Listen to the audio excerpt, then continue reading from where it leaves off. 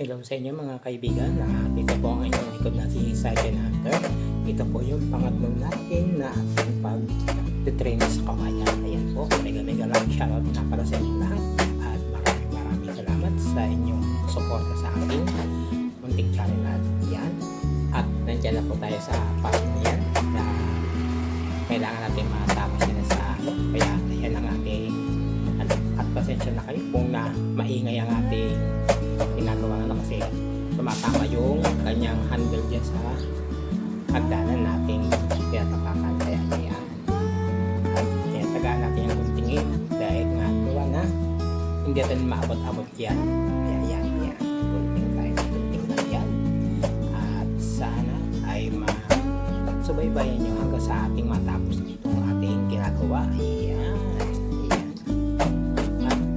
Sa araw ay maano nyo na ay yung brush cutter na natin na ating gagamitin dyan doon sa bandang baba kasi na-charge na natin yung ating ano dyan ating brush cutter kaso hindi dyan pa yan nga kararating lang ng ano na kuryente sa araw na yan kaya yan tsaga tayo sa pag gugunting kahit na maulan. Kasi yan ang ating trabaho na kahit na ano ay gawin natin, di ba? Tsaka isa pa, hindi naman kalakasan ng ulan dyan kaya sige lang tayo dyan sa pagkugunting yan. At syempre ang ating pa-shoutout ay laging nasa dulo kaya subaybayan nyo lang ang shoutout natin at kung nais nyo magpa-shoutout ay mag-comment lang kayo dyan sa ating comment section at para ating ma-shoutout kayo at maisama natin sa ating pa-shoutout. Maraming salamat sa inyo. Ating tinatanggal na ang tali dahil kasi ililipat na natin yung hagdanan. At syempre, bago natin yan matapos ng ating pagtatanggal ng ano ay nais ko pa yung kamustahin. Kamusta na ba mga kaibigan?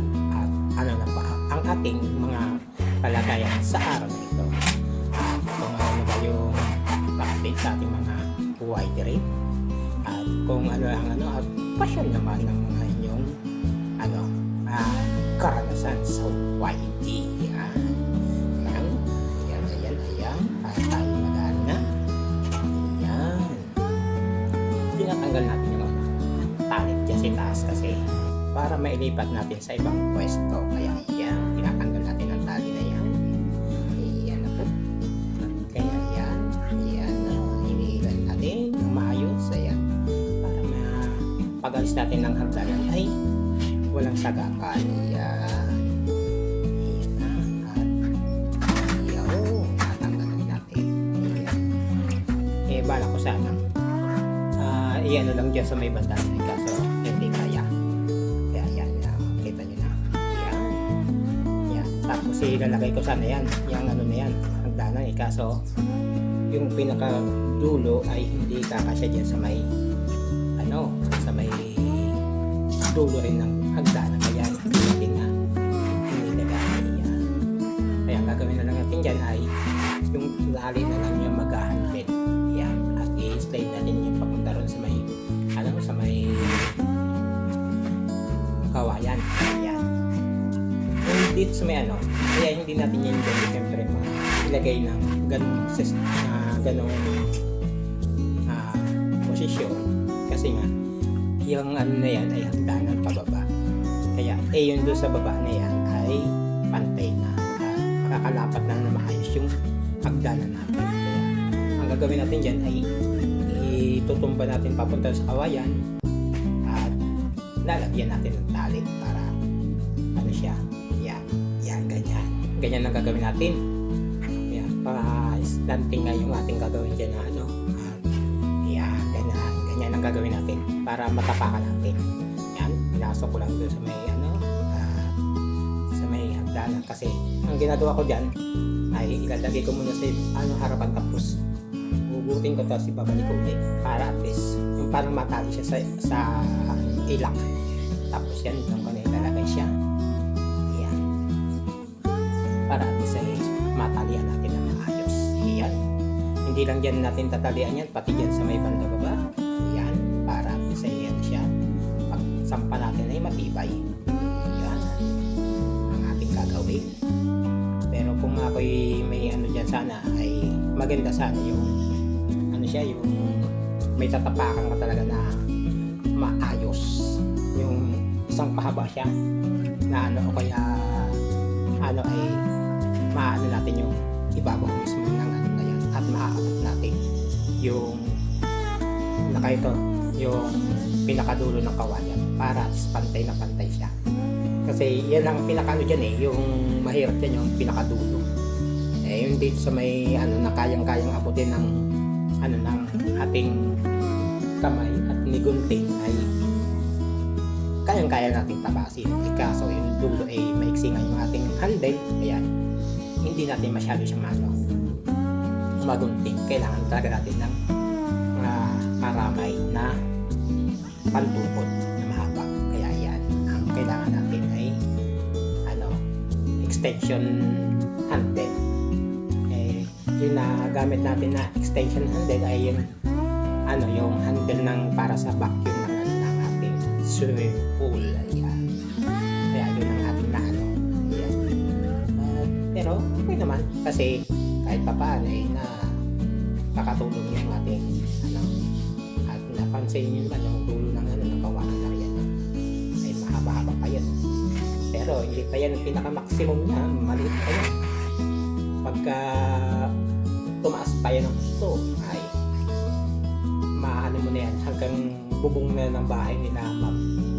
Eh syempre hindi natin yung gagawin kasi tulad nga ng nakaraan ng pang-taon ay hinahaya lang na tumubuin na maayos yung tumaas ng gusto.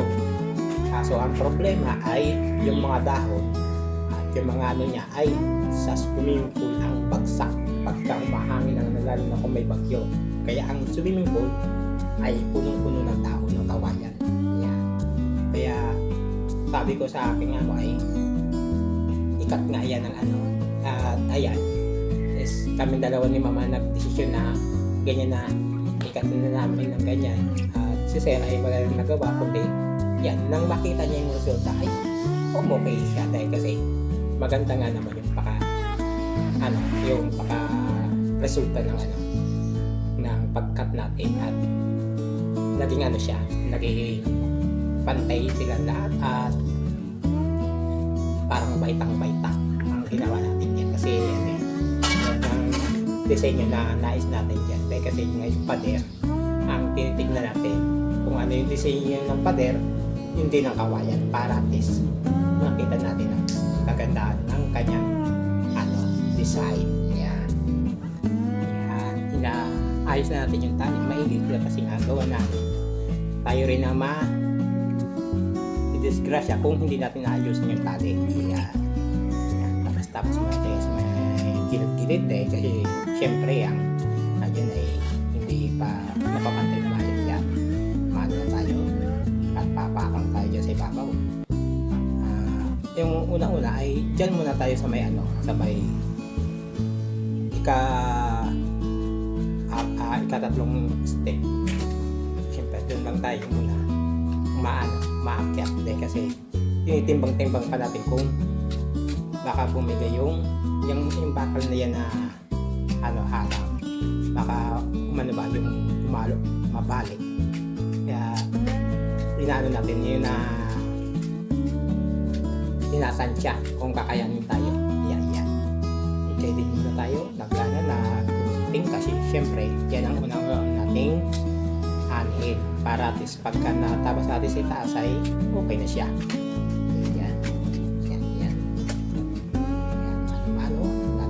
Natin guntingin.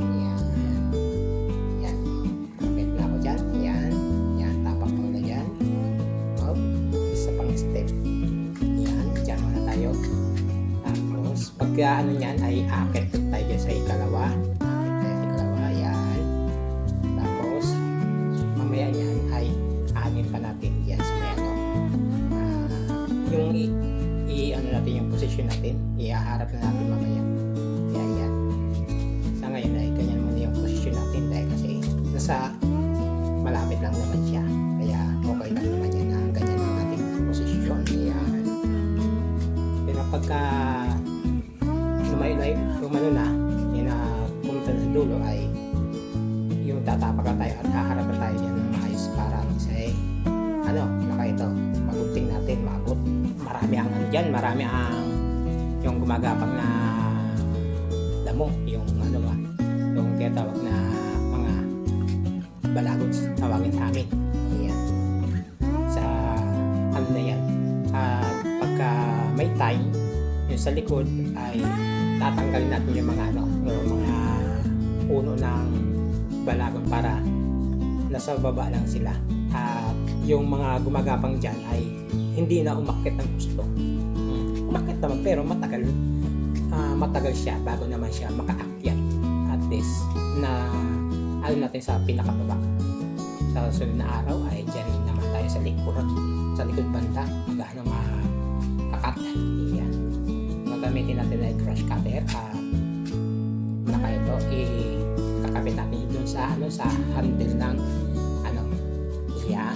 At bago nga pala ang ating ay maraming salamat sa inyong lahat at ito na ang inyong shout out. Yan.